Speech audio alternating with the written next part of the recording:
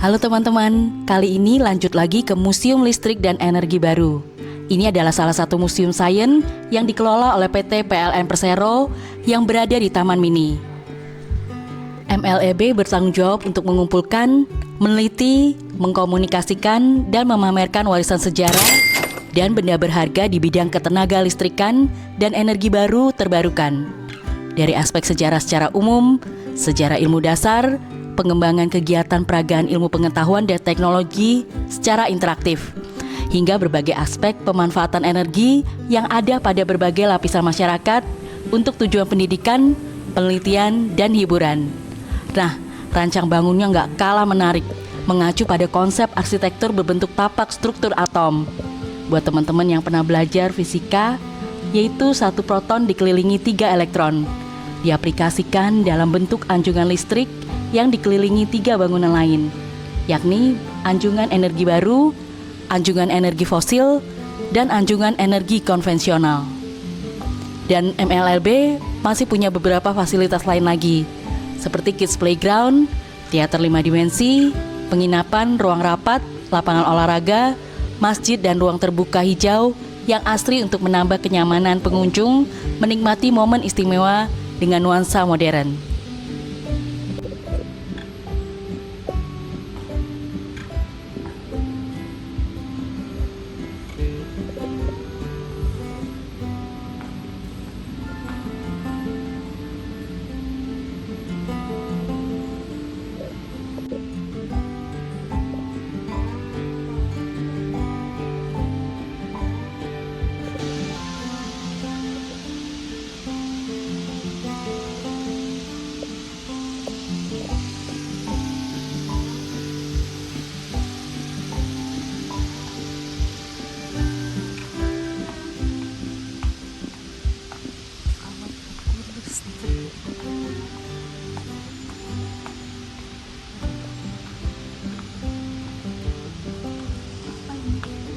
KWH meter tahun 1976.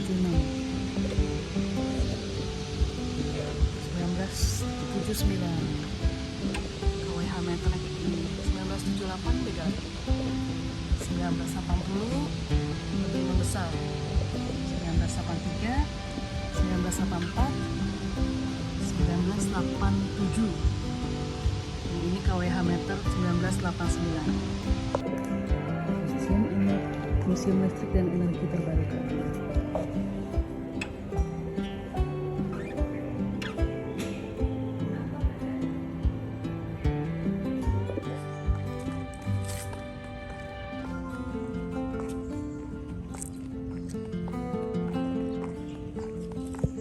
Taman Budaya Tionghoa.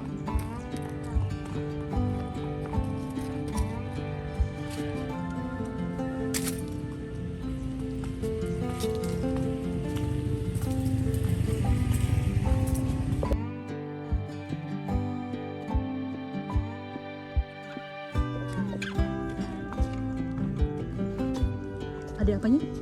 Perangko. 2 pintu gerbang bangunan Museum Perangko terinspirasi dari model Candi Bentar yang memisahkan halaman luar dan halaman komplek bangunan. Di halaman depan terdapat bola dunia dengan burung merpati yang membawa surat di paruhnya, mencerminkan jangkauan tugas PT Pos Indonesia Persero ke seluruh dunia. Lebih dari sekedar alat bukti pembayaran pengiriman jasa-jasa pos, Perangko menjadi wadah untuk membelajar sejarah dan kebudayaan suatu bangsa hingga perkembangan media komunikasi dan teknologi percetakan. Pengetahuan ini jugalah yang bisa teman-teman alamin di Museum Perangko yang memamerkan koleksi perangko dari seluruh dunia. Lahirnya Museum Perangko berawal dari kisah Ibu Tien Soeharto yang mengunjungi pameran perangko PT Pos Indonesia Persero pada acara Jambore Pramuka Asia Pasifik ke-6 di Cibubur pada bulan Juni 1981.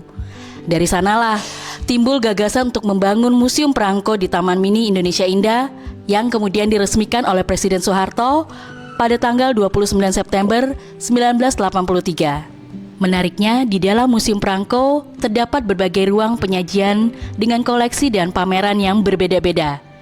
Beberapa di antaranya adalah proses pembuatan perangko dan silinder cetak, Koleksi perangko dari masa pemerintahan Hindia Belanda, Jepang, hingga kemerdekaan Republik Indonesia. Perangko dan souvenir seat cari kenangan dari tahun 1950 hingga 1993. Perangko berdasarkan periode dan tema, hingga perangko tematik tentang kepramukaan dan olahraga. Tak hanya itu, di ruang penyajian terakhir, terdapat pula pameran yang menggambarkan momen Ibu Tien Soeharto saat menandatangani sampul hari pertama Perangko Internasional ke-6 di Cibubur. Selesai juga jelajah Museum Perangko. Saatnya mendapatkan cap di paspor museum kita. Selesai juga jelajah di Museum Perangko. Selanjutnya, untuk menyambung ke museum selanjutnya, kami naik angkutan keliling. Di sini kita bisa duduk sambil melihat pemandangan sebelum sampai ke museum selanjutnya. Selanjutnya, kami akan jelajah Museum Transportasi. Museum yang berdiri elegan di atas lahan seluas 6,25 hektar.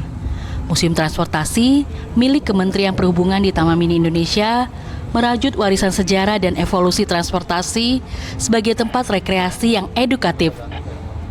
Pemancangan tiang pertamanya dilakukan oleh Ibu Tien Soeharto pada 14 Februari 1984. Lalu diiringi pembangunan mulai tahun 1985, sebelum akhirnya diresmikan Presiden Soeharto pada 20 April 1991. Wah, lama juga ya pembangunannya.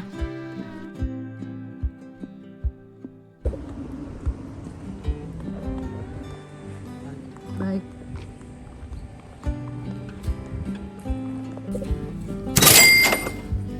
Setelah beli tiket, nah, pameran sudah dimulai dari area yang di luar ini. Ini menampilkan berbagai jenis transportasi dan penunjangnya yang bersejarah. Nah, sudah disambut oleh replika Menara Suar Willem III yang dibangun 1879. Bangunan mercusuar aslinya ada di Pelabuhan Tanjung Emas, Semarang. Ini adalah saksi bisu kalau Semarang dulunya adalah pengekspor gula terbesar nomor 2 di dunia. Luar biasa ya. Kalau yang ini moda transportasi darat, bus tingkat 2 Si Jangkung Merah, buatan Inggris loh. Pernah mondar-mandir tahun 1962 sampai 1982. Rutenya Blok M, Salemba, Senen. Dan ini memakai bahan bakar berupa solar. Ada yang pernah naik bus tingkat 2 seperti ini? Kalau saya belum pernah, teman-teman.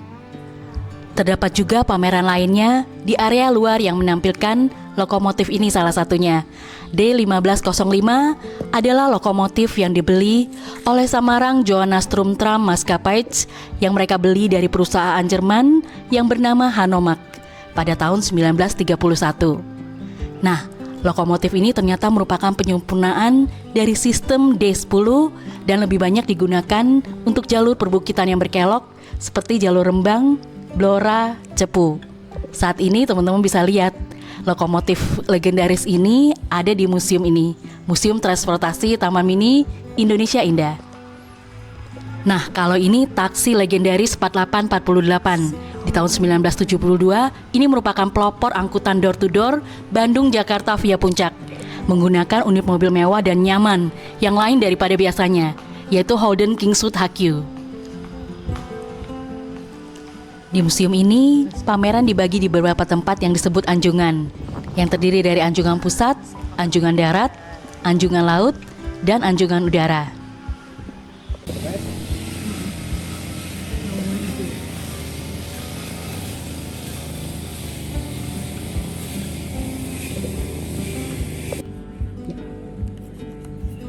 Terima kasih, Ibu. Iya, makasih. Dapat lagi.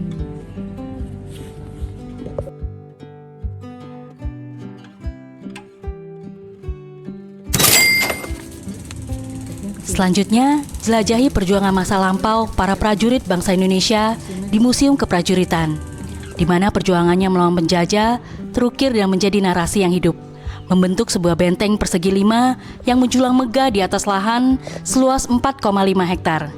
Di halaman depan museum terdapat danau buatan lengkap dengan dermaga mini serta 2 kapal laut tradisional, yaitu pinisi atau perahu layar Bugis dan perahu layar Banten.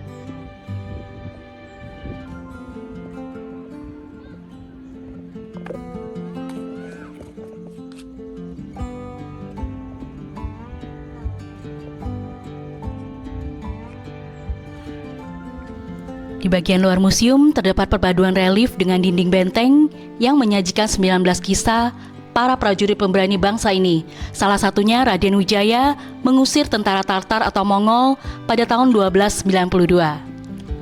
Dan untuk informasi, di bagian dalam museum menyajikan 14 diorama perlawanan bangsa ini untuk menjadi bangsa yang merdeka dari belenggu penjajah. Selesai juga jelajah Museum Keprajuritan. Selanjutnya kami menuju Museum Pusaka.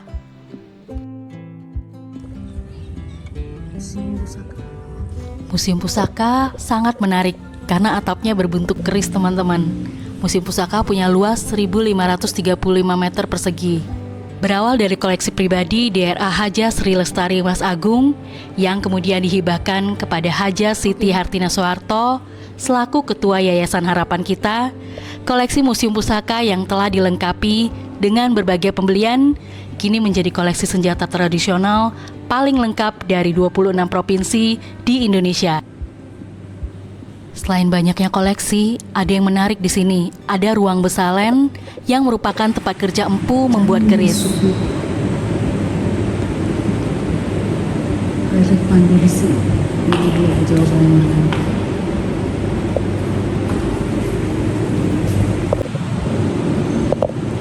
Ini peralatan buat bikin kerisnya. Material pembuatan keris raw nikel olahan, baja, meteor Argentina, zero iron. Beberapa koleksi benda pusaka unggulan yang langka dan legendaris di museum ini antara lain adalah keris naga sastra, sabuk inten dari zaman Mataram, kujang dari zaman Pajajaran, keris singa barong Tina Tamas, kari dari Sumatera, belati dari zaman Kerajaan Mataram, kudi dari zaman Kerajaan Tuban, pedang dari zaman Hamengkubuwono ke-9, dan keris naga tapa dari Yogyakarta.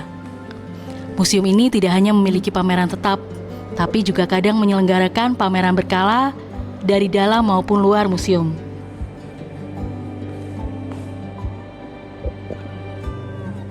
Hendak hiasan pada bilah keris. Wow.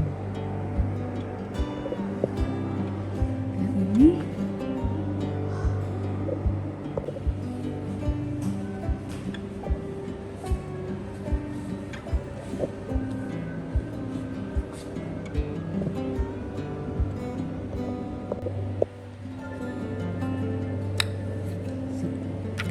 makasih ya. Masih kurang mengunjungi 2 museum lagi sebelum menyelesaikan misi cap paspor Museum Taman Mini Indonesia Indah. Tapi sekarang saatnya pulang. Next, jelajah museum mana lagi ya?